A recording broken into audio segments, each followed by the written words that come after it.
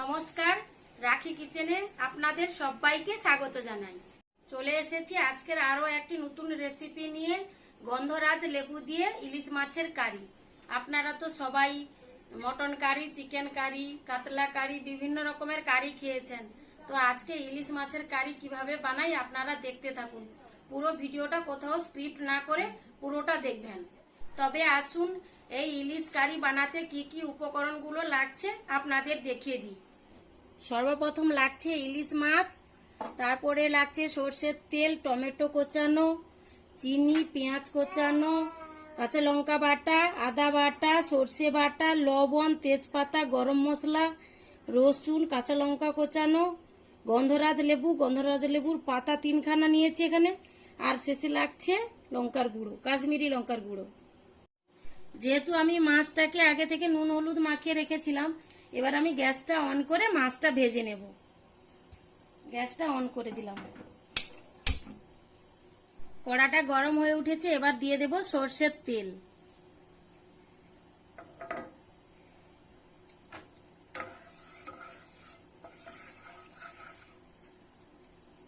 মাছগুলো একে একে কড়ার মধ্যে দিয়ে দেব।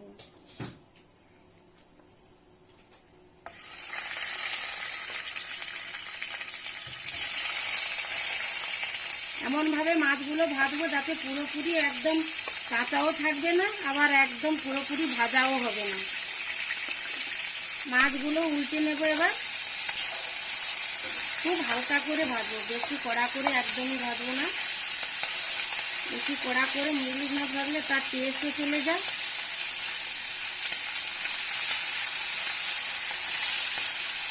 তাই হালকা করে ভেজে একটু তুলে নেব।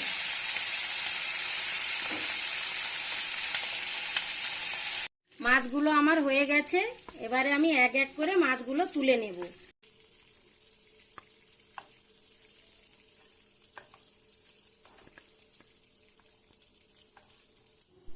ওই তেলেই দিয়ে দেবো আর একটুখানি সরষের তেল।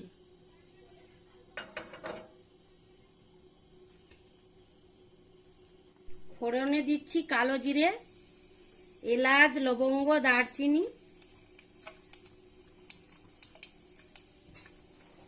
আর দিচ্ছি একটা তেজপাতা, একটু রসুন। এর মধ্যে দিয়ে দেব কোচানো পেঁয়াজ।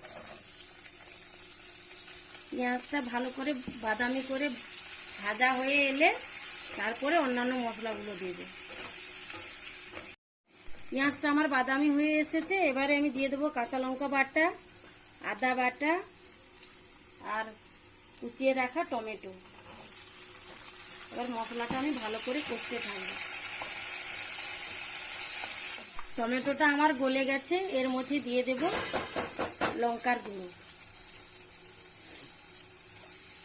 হলুদ গুঁড়োটা আপনারা চাইলে দিতে পারেন, নাও দিতে পারেন, আমি এখানে স্কিপ করলাম।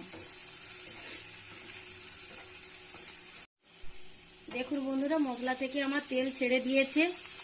এর মধ্যে আমি দিয়ে দেব সরষের বাটা,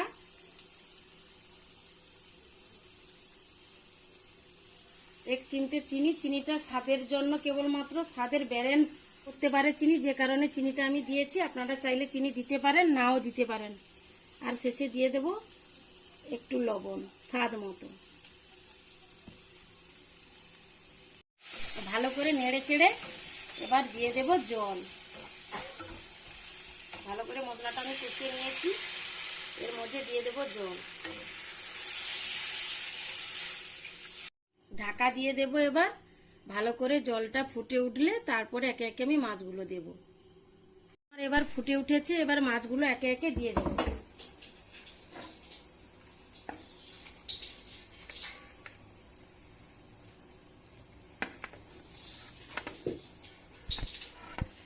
ভালো করে মাছগুলো ঝোলের মধ্যে ফুটে উঠলে আমার রেডি হয়ে যাবে গন্ধরাজ লেবু দিয়ে ইলিশ মাছের কারি। দেখুন বন্ধুরা, এই গন্ধরাজ লেবুটাকে আমি কিভাবে ছুলে নিয়েছি। উপরে শুধু সবুজ অংশটাকে নিয়েছি, সাদা অংশ নেওয়া যাবে না। সাদা অংশ নিলে তরকারি তেতো লাগবে, তাই উপরের এই সবুজ অংশটা কেবলমাত্র এই যন্ত্র দিয়ে উপরে আলতো আলতো করে এই যে আমি ছুলে নিয়েছি। ঝোলটা আমার ফুটে উঠেছে। এখন দিয়ে দেব গন্ধরাজ লেবুটা যে ছুলে রেখেছিলাম ওটাই দিয়ে দেব ঝোলের মধ্যে। দিয়ে 2 মিনিট ঢাকা দিয়ে রেখে দেব। তরকারিটা আমার হয়ে গেছে, এবার আমি নাবিয়ে নেব। গ্যাসটা অফ করে দিলাম। আপনারা সবাই কমেন্ট করে জানাবেন কেমন লাগলো। আর আপনারা যদি কেউ নিত্য নতুন রান্না দেখতে চান তাহলে আমাকে কমেন্ট করে জানাবেন। রান্নাটা আমার একেবারে রেডি হয়ে গেছে, এবার সার্ভ করে নেওয়ার পালা।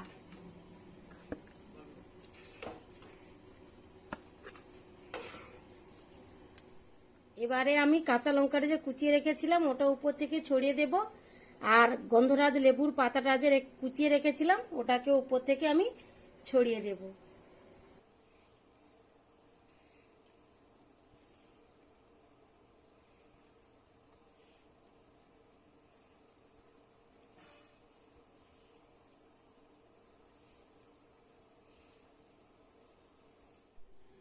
বন্ধুরা, তোমাদের কাছে একটাই অনুরোধ, প্লিজ প্লিজ ভিডিওটা দেখবেন আর লাইক কমেন্ট শেয়ার এবং সাবস্ক্রাইব অবশ্যই করবেন।